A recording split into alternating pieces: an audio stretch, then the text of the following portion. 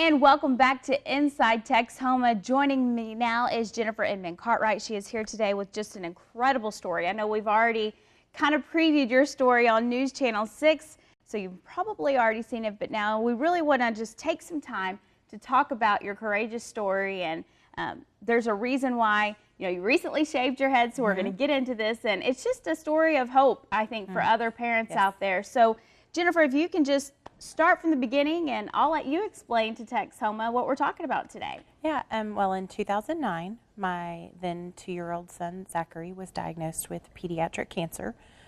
His cancer is specific to pediatrics. It's called rhabdomyosarcoma. There are multiple variants of it. He had embryonal. He had about a 50-50 chance of surviving his cancer. He had 45 weeks of treatment, including more than 2 months of radiation. And he finished treatment in March of 2010, excuse me, and he's been in remission now for almost 18 months. Wow. So how old is he now? He's 4.5. 4.5. So that's a lot for a little guy to go through at such a young age. Yes. But not only, unfortunately, do you have to see your children, go through something like this, but the parents as well are trying to encourage them and deal with this as well. Yeah, we had our other son was 4 at the time, so you're having to deal with him and his issues that come along with it. You're dealing with the family issues, the extended family.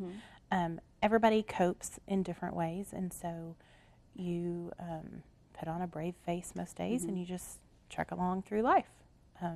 Luckily, I worked full-time, and I was able to stay here. I work in a family business, and so I stayed here, and my husband was the stay-at-home parent, and he was able to stay with Zach most of the time. But when I did need off, because I work in a family business, it was very easy to take the time off I needed. How is that news? I mean, it wasn't really that long ago. So can you think back to that day? I mean, what are the emotions? I relived that day. There's even been a day recently where I was, because it was just a day to go to the pediatric clinic here locally at Clinics in North Texas. Went in thinking he would have another ear infection or typical, toddler ailment because he wasn't sleeping well and he wasn't eating well. And, just your mom gut makes you take your child in, and was not expecting cancer at all. So when Kenneth Soltemeyer came back in and said, hey, we see something on the sonogram, there's a large tumor, and we think it's cancer, I just crumbled. Yeah. I just fell to the floor and fell to my knees, and he prayed with us, and we called my husband because I was there by myself with Zach, and I get goosebumps. Thinking back to it, because it was a hard day. That was. Everybody says you have a day. Everybody has a diagnosis day, and they all know what that moment was where they suspected cancer and where they knew. And ours was all in a 24-hour period where we went from being a normal, healthy family. I mean, we were celebrating Zach's birthday that week, and he turned 2 that week, and so we had all these plans, and they just stopped. Your world just stops in that instance.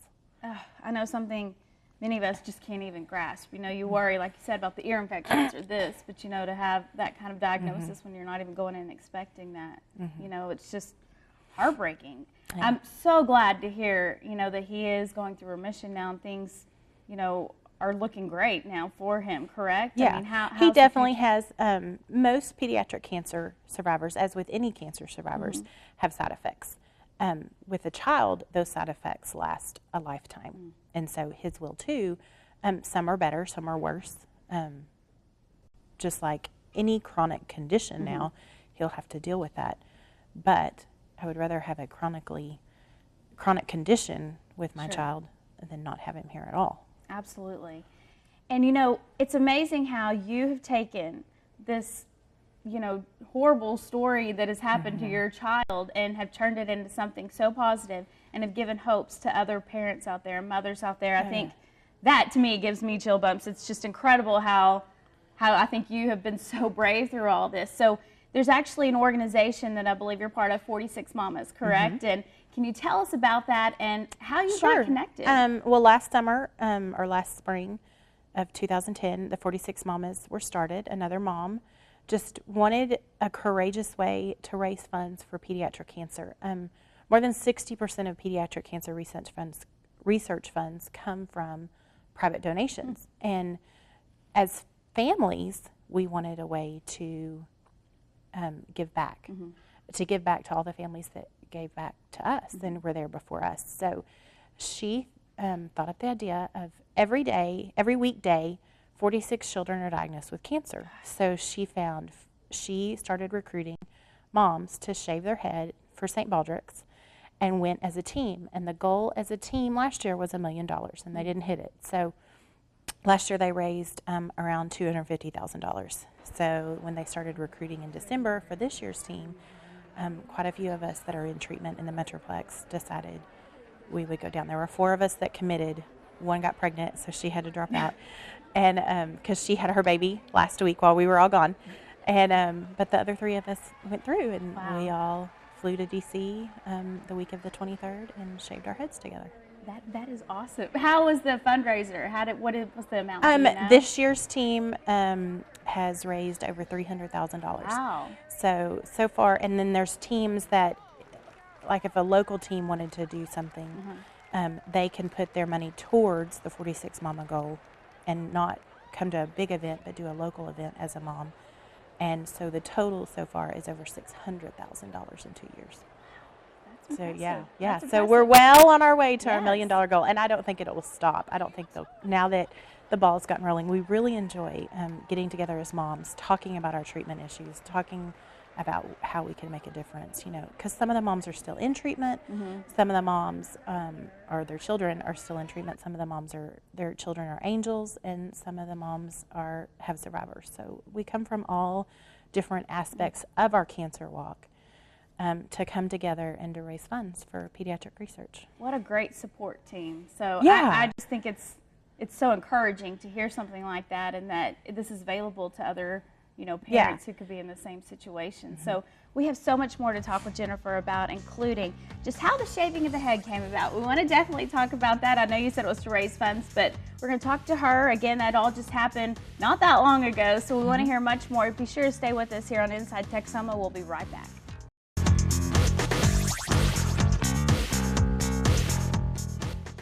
Welcome back to Inside Texoma. Once again, I am joined here with Jennifer Inman Cartwright. She is a mother, and her son was diagnosed with cancer back in 2009, I believe is when you say that happened. So since then, thankfully, he is in remission now, which is great news.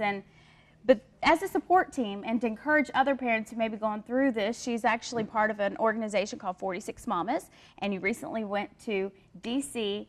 to raise money and actually shaved your head, correct? So yeah, we shaved in Union Station in D.C., and it was during rush hour, and you would just see the people walk through the terminal, and they would stop and look, they would read the banners, they would see what's going on the stage, listen for a minute, and it just got the message out there, especially in D.C., where you are dealing with Congress and the president, and a lot of people work in that industry. It was really, a massive awareness campaign as well.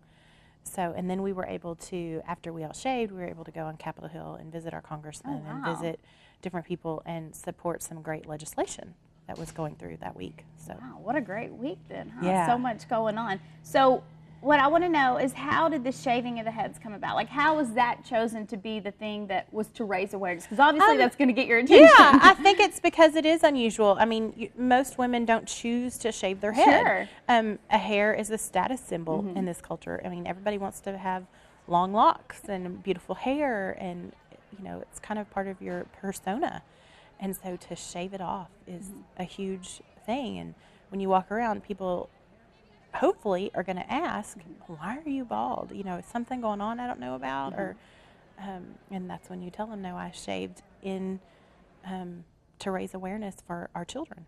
Absolutely. How does your son respond? Does he understand what Mama did and why Mama did it? Kind of. My older one does quite a bit. My Zach, the younger one, he just says, Mama, your hair, where did your hair go? And I'll remind him, remember, I shave for the kids that are sick. And, we just always call them sick kids. We don't go into what it is because he's still only 4. But I think he understands to an extent what's going on. So I want to know, what was the moment like? Were there any, oh, I don't know if I want to do this, any almost backing out, or what were you feeling?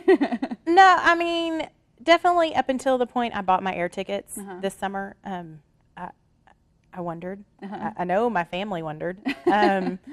Once the air tickets were bought, though, and there was no, I mean, really, once I committed, I'm not the type of person that backs down. I'm definitely terrified at some points, but I don't back down. So just went, and we all donated our hair to an organization called Wigs for Kids. They specifically give their hair to pediatric cancer patients, and so we all had ponytails and pigtails and lots of little bundles of hair, and you kind of looked funny when you got up on stage. And I had a celebrity barber, and he started shaving it off.